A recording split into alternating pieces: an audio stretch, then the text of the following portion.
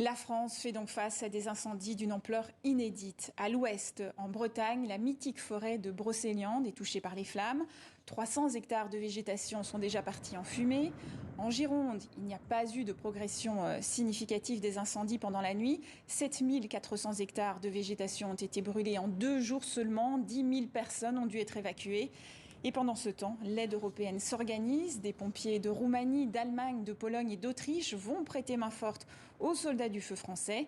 La Grèce et la Suède ont eux envoyé des Canadair.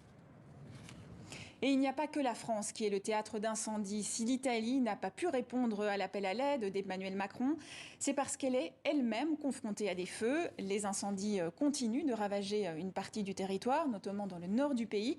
On va donc retrouver notre correspondante Valérie Dupont en direct de Rome. Bonjour Valérie Dupont, que pouvez-vous nous dire sur les incendies qui ravagent actuellement le nord de l'Italie ? Oui, en effet, les pompiers italiens sont aussi vraiment tous les jours appelés pour une trentaine d'incendies sur tout le territoire. Voilà pourquoi, en effet, le gouvernement, pour le moment, préfère garder les Canadair ici en Italie, même s'il n'est pas exclu qu'ils enverront 2 Canadair dans les prochains jours vers la France. Il y a des incendies qui se sont encore déclarés hier, notamment en Toscane et en Ombrie. Mais c'est vrai qu'à 5 reprises déjà, le nord-est de l'Italie a été victime de très gros incendies dans une zone où normalement chaque été il n'y a pas d'incendie. Cette zone entre l'Italie et la Slovénie, qui est une zone normalement plus pluvieuse pendant l'été, eh bien cet été elle a été victime elle aussi de sécheresse avec des incendies de très très grande dimension qui ont endommagé cette forêt tout à fait particulière, cette tache méditerranéenne. Donc oui, aussi l'Italie est dans des régions qui sont généralement peu propices à ce genre de choses. Quelles sont les conséquences de la sécheresse ? Peut-on dire que l'agriculture italienne est à genoux ?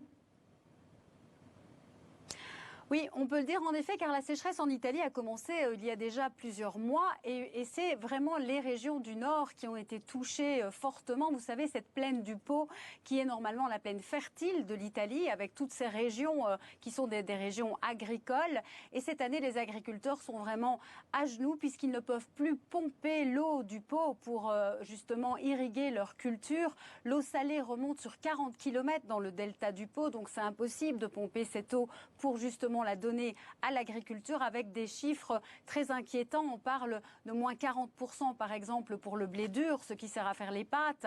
Le riz également, avec beaucoup de pertes dans les cultures de riz, alors que l'Italie est le premier pays producteur de riz en Europe. De moins 60 à 70% pour les fruits et les légumes, sans compter les olives qui s'annoncent la récolte très difficile au mois d'octobre. Donc vraiment, l'agriculture est à genoux.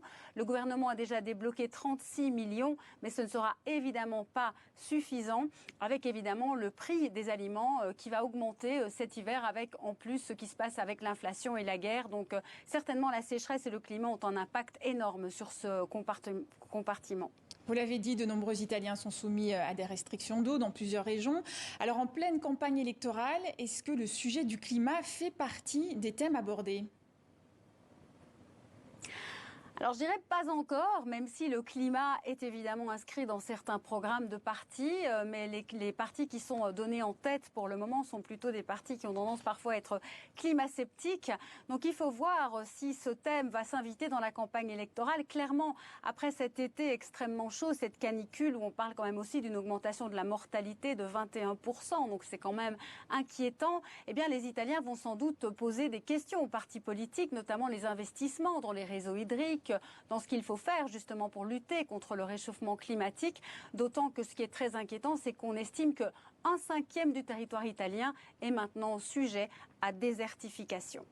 Merci à vous Valérie Dupont. Et en Espagne, la Galice est particulièrement touchée par les feux de forêt. Au Portugal, c'est une région protégée qui est en proie aux flammes, le parc naturel de la Serra da Estrela. Et la sécheresse n'est plus l'apanage des pays du Sud. La Belgique est touchée. On va donc retrouver en direct de Namur Frédéric de Borsu, journaliste à la RTBF. Vous vous trouvez près d'une écluse dont le fonctionnement est perturbé. Pour quelles raisons ?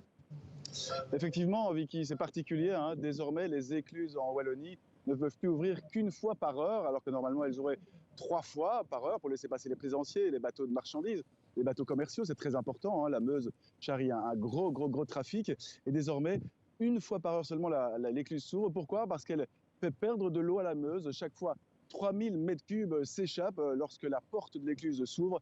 Et donc, de ce fait, évidemment, le fleuve est de moins en moins navigable et les navigateurs eux-mêmes ont intérêt à faire la file et à ce que ce fleuve reste accessible pour eux, qu'ils soient vacanciers. Eux, ils ont le temps, évidemment, beaucoup de Hollandais, de Flamands ici, mais qu'ils soient surtout commerciaux et eux, évidemment, moins le temps, mais ils doivent avoir ce fleuve et ils doivent pouvoir naviguer car le niveau est plus bas que jamais. C'est le niveau de 1976, l'été chaud par excellence.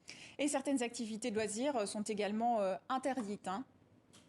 Voilà, effectivement, hein. Fini le kayak sur les rivières en Wallonie, partout, alors que le kayak est une activité très importante pour le tourisme en Wallonie. Ça génère beaucoup d'argent. Interdit de pêcher également dans les rivières, ce qui est du jamais vu, hein.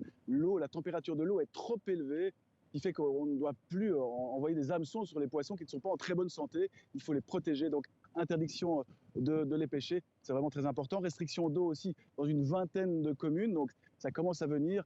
Et finalement, le pire, c'est que Bruxelles elle-même est limitée en approvisionnement d'eau. C'est la Meuse que vous voyez ici derrière moi à Namur qui livre l'eau à Bruxelles, à la capitale de l'Europe, qui ne reçoit plus que 90 millions de mètres cubes par jour au lieu de 120 millions de mètres cubes. Donc il faut limiter l'approvisionnement à la capitale de l'Europe. Ce n'est pas trop grave car pour l'instant, il n'y a pas trop d'habitants à Bruxelles. Les travailleurs de la commission ne sont pas là et donc on peut se permettre cette petite restriction. Dernière chose, et celle-là elle est positive, on va quand même terminer sur une note plus rose, les viticulteurs wallons qui se multiplient sur tous les terrains possibles et imaginables, eux se frottent les mains car le climat est devenu le climat de Bourgogne, le climat bourguignon et la récolte de raisins rouges est désormais très positive. Le vin rouge promet, on avait déjà un assez bon vin blanc, mais le vin rouge promet d'être formidable. On se console comme on peut et je vous dis au moins à une votre bonne santé, nouvelle. à la santé du climat.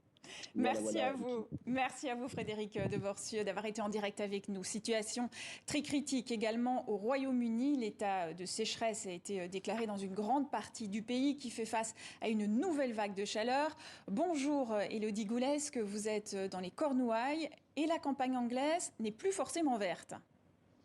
Exactement, alors c'est justement dans des régions comme celle où je me trouve actuellement, les Cornouailles, plutôt d'habitude fraîches et vertes l'été, que vous le voyez derrière moi, les champs ont été complètement grillés par le soleil et par le manque d'eau. Les Cornouailles, ça fait partie des 8 régions d'Angleterre qui viennent d'être placées en état de sécheresse. Alors comme en Italie, eh bien ici cela a des conséquences sur les cultures. La récolte de pommes de terre notamment devrait être réduite de moitié à cause de ce manque d'eau et de cette sécheresse. Et dans certains endroits de l'Angleterre, eh bien, on a enregistré pour le mois de juillet des précipitations qui sont 10% en dessous des moyennes habituelles pour cette époque de l'année. C'est donc la deuxième vague de chaleur de cet été. À quoi faut-il s'attendre dans les prochains jours ?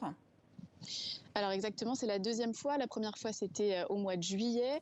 C'était la première fois que les autorités britanniques déclaraient un état d'urgence extrême chaleur. Et on a enregistré des températures au-delà des 40 degrés dans certains endroits d'Angleterre. Cette fois-ci, les températures sont un peu moins élevées, mais la vague devrait s'étendre sur plusieurs jours. Et puis évidemment, il y a des restrictions, alors notamment concernant l'arrosage des jardins ou alors le lavage des voitures, par exemple, qui sont restreints dans certaines régions d'ores et déjà. Et puis le gouvernement tente de travailler, le ministère de l'Environnement, avec les entreprises qui gèrent les ressources d'eau pour être sûr notamment que les plans sécheresse soient bien mis en place. Rapidement, en ce moment au Royaume-Uni se déroule une campagne pour choisir le nouveau Premier ministre. Est-ce que les questions liées au climat et au changement climatique sont prises en compte ? Non, alors très peu. C'est vrai que donc Liz Truss et Rishi Sunak sont en campagne et on peut dire que le changement climatique, ce n'est pas vraiment un sujet de prédilection des conservateurs. Pour vous dire, j'étais à Cardiff la semaine dernière à un meeting avec Liz Truss qui disait qu'elle préférait voir les champs du Pays de Galles remplis d'agneaux plutôt que de panneaux solaires ou ce genre d'accessoires, selon elle. Alors c'est assez préoccupant puisque c'est évidemment pas le sujet principal, alors que selon une étude d'octobre dernier, 75% des Britanniques se disent préoccupés par le changement climatique. Merci à vous, Élodie Goulesque, d'avoir été en direct avec nous. Voilà donc ce que l'on pouvait dire aujourd'hui sur la sécheresse et les incendies qui touchent l'Europe.